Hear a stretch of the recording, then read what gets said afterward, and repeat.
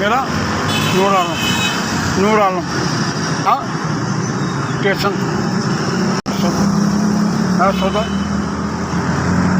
10 रुपये है 10 रुपये अभी तक 10 रुपये दे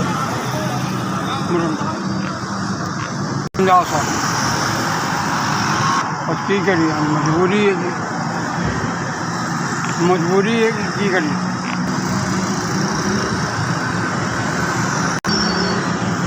बस बच्चे पुच्चे काम करते ही नहीं है की करिए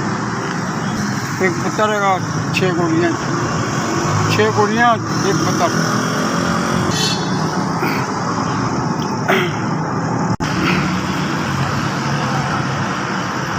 बोलिया जाता नहीं है बस की करिए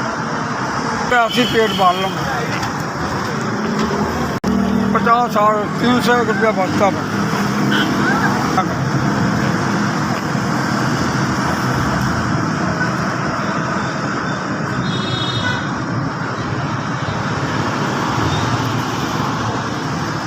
मोबाइल नहीं है मेरा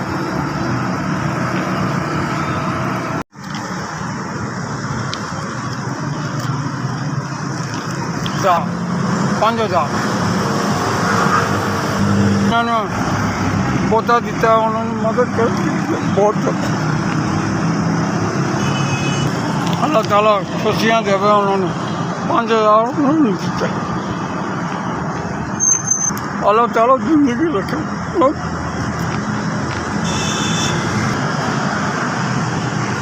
ताला पोता जिन्होंने दिता ये भी अल्लाह भला करा SCS